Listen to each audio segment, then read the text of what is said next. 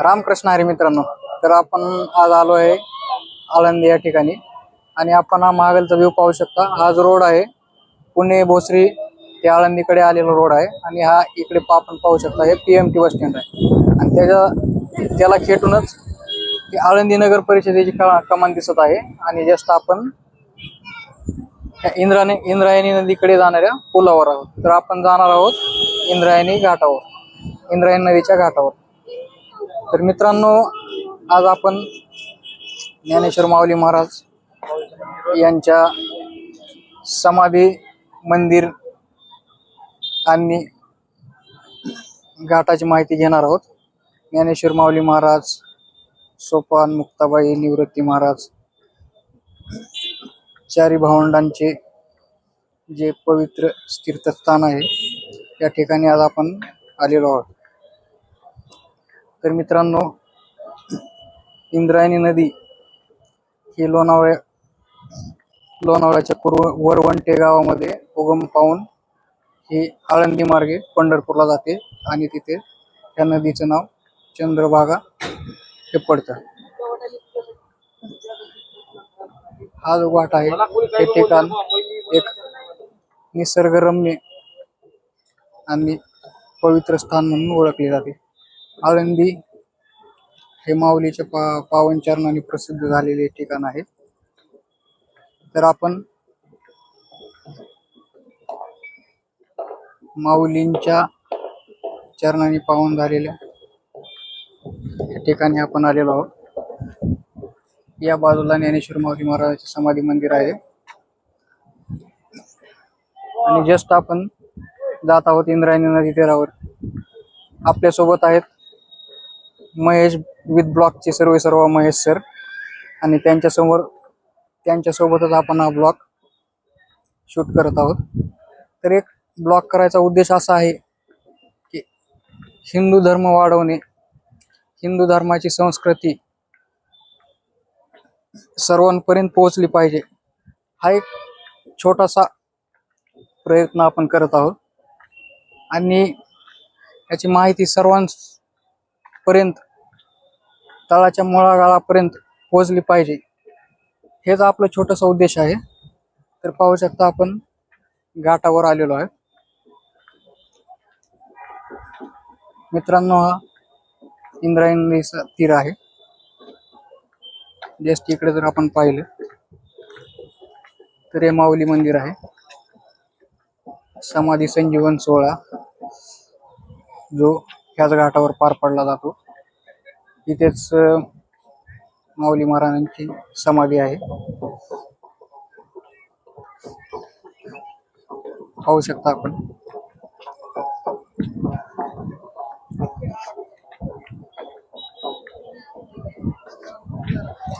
हे जे आहे समाधी मंदिर आहे आणि हा पाहू शकता आपण इंद्रायणी नदीचा तीर। हे जे पाहू शकता हे दीपस्तंभ आणि इकडल्या बाजूला आहे ते विश्वशांती केंद्राचे स्टेज आहे आणि हा रस्ता जातो तो विश्वशांती केंद्राकडे। इकडला रस्ता जातो तो ज्ञानेश्वर माऊली महाराज मंदिराकडे आणि हा रस्ता जातो तो घाटाकडे। तर आपण विश्वशांती केंद्राच्या स्टेजकडे जाणार आहोत।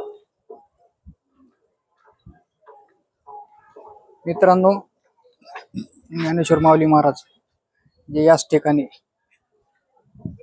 इंद्रायणी नदीच्या तीरावर खेळले, बागडले, त्यांचे बंधू निवृत्ती महाराज, त्यांचे गुरु जे ज्ञानेश्वर माऊली महाराजांचे मोठे बंधू तेच त्यांचे गुरु आणि त्यांच्यासोबत ज्ञानेश्वर माऊली महाराजांनी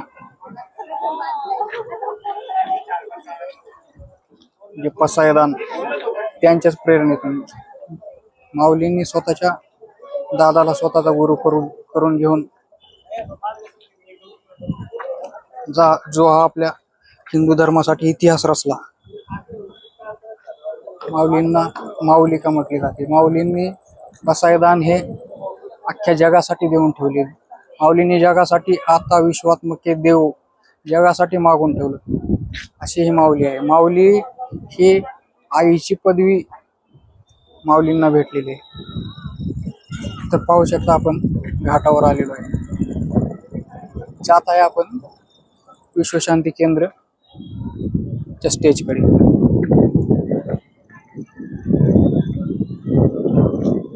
पाहू शकता हा जो इंद्रायणी नदीचा तीर आहे, इथेच आषाढी कार्तिकी जे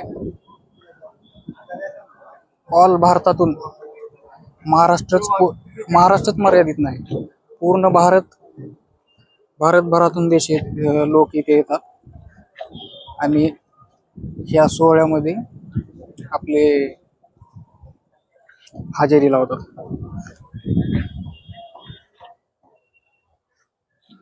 आपल्याला सांगण्यात एक आनंद होत आहे की माझ्यासारखे एका लहान माणसाकडून माऊलींचं कौतुक हे काही मोठी गोष्ट नाही. हे आपण पाहू शकता, हे विद्यार्थी संस्थेचे विद्यार्थी इथे प्रॅक्टिस करत आहेत मृदंग वाजवायची. त्यांचं प्रॅक्टिस करणं असो, माऊली महाराजांची जी श्रद्धा असो, या श्रद्धेवर त्यांचं जीवन चालत असतं. आपण पाहू शकता, थेट माझ्या मागे पाहू शकता ज्ञानेश्वर माऊली महाराजांचे समाधी मंदिर आहे आणि आपण स्टेजच्या जवळ जात आहोत. हाच तो घाट आहे, हीच ती जमीन आहे ज्यांनी माऊली महाराजांना आणि त्यांच्या 4 भावंडांना अंगा खांद्यावर खेळवलेला आहे. इथेच माऊली कधी काळी आले असतील, कधी काळी त्यांचे चरण स्पर्श इथे झालेला असेल आणि ते आज आपल्याला अनुभवायला भेटत आहे असंच वाटत आहे. हाच तो घाट आहे जिथे आषाढीला लाखो भाविक येतात, कार्तिकीला लाखो भाविक येतात आणि आषाढीला दिंडी सोहळा इथूनच मार्गस्थ होतो.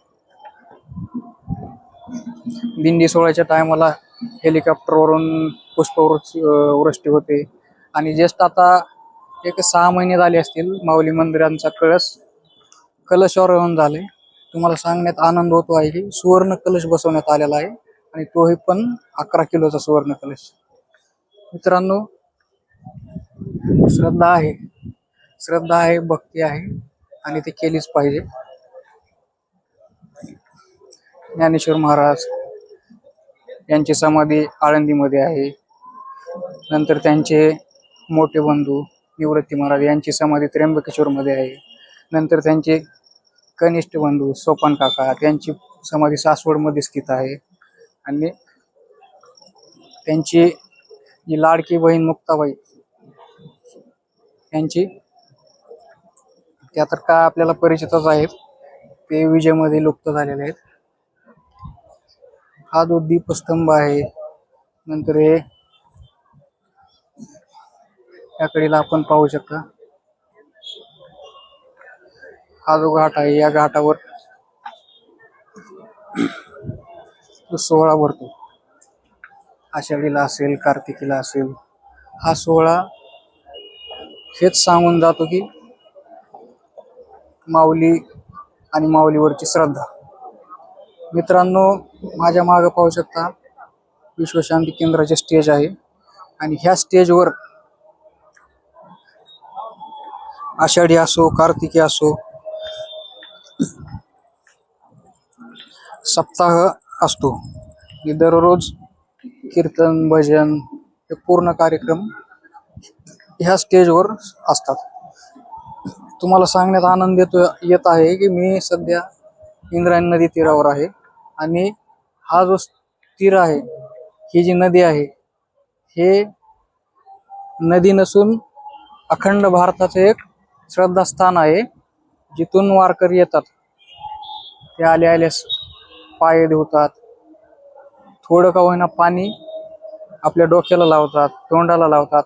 सांगायला एक आनंद होत आहे की आपण इंद्रायणी नदी तीरावर आहे आणि जनतेला हेच आव्हान आहे की इंद्रायणी नदीमध्ये हे बघा, हे आपण येतो पण नदीमध्ये हे असे फूल टाकणे, नारळ टाकणे हे सवय जे आहे ना हे अतिशय वाईट आहे. नदीची जी अवस्था आहे ना आज, हे आपल्यापासूनच सुधारली पाहिजे. आणि हे सुधारण्यासाठी भरपूर संस्था, भरपूर जे सुधारित लोक आहेत हे ट्राय करत आहेत की नदीला स्वच्छ केलं पाहिजे. पण ते एका संस्थेकडून किंवा एका माणसापासून हे सुधारणा होणारी गोष्ट नाही. तर ते सर्वांनी मिळून जर केलं, जर आपला एखादा वारकरी एका वारकऱ्यापासून जरी सुरू झालं, तर ते नदीचे चित्र पालटायला वेळ लागणार नाही. आणि आपल्या इंद्रायणी नदीचे हे एक अश्रू आहेत की बाबा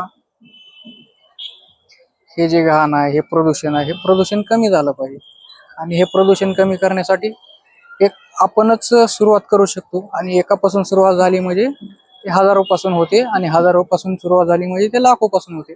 आणि ते जे होणार आहे ते नदीचं चित्र पालटायला वेळ लागणार नाही. आणि आपण हे पाहू शकता, हा जो रोड दिसतोय तो पुण्यावरून आळंदीमध्ये, आणि हा सरळ इकडे चाकणमध्ये जातो. आणि इकडून पुण्यावरून येतो ते चाकणमध्ये जातो. आणि ह्या बाजूने जर आपण जात गेलो ना, तर या बाजूने मंदिराकडे जाणारा रस्ता आहे. आपण पाहू शकता, हेच ते स्टेज आहे जिथे बाबा महाराज सातारकर जे हयात असताना कीर्तन करत होते. आता या बाजूला पाहू शकता, आपण आता त्या पुलावरून आलेलो आहे. हाच तो पूल. आणि ह्या बाजूला माझ्या मागे पाहू शकता आपण, हे ज्ञानेश्वर माऊली महाराजांचं समाधी मंदिर आहे. आणि माणसाने जीवनात येऊन ज्ञानेश्वर माऊली महाराज समाधी दर्शन केलंच पाहिजे. जेव्हा माणूस स्वतः दर्शन करल आणि अनुभवल, तेव्हाच त्या माणसाची स्वतःला खात्री पटेल की बाबा काय ती समाधी आहे, काय माऊलींच्या सहवासात आल्यास किती बदल घडू शकतात, हे जो तो जाणील ज्यालाच त्याची प्रचिती येते. माऊली महाराजांवर विश्वास ठेवणाऱ्यासाठी आपण एकदा का होईना, जर आपल्याला आता यायला नाही जमलं तर येणाऱ्या आषाढी वारीला, येणाऱ्या कार्तिकी वारीला एकदा तरी येऊन बघा आणि इथला अनुभव घ्या. धन्यवाद मित्रांनो. आजच्या दिवस आपण एवढी माहिती बघितली. नंतरच्या ब्लॉगमध्ये आपण दुसरी अजून माहिती बघू. आणि सबस्क्राईब करा, लाईक करा, शेअर करा. धन्यवाद. रामकृष्ण हरी. जय हरी.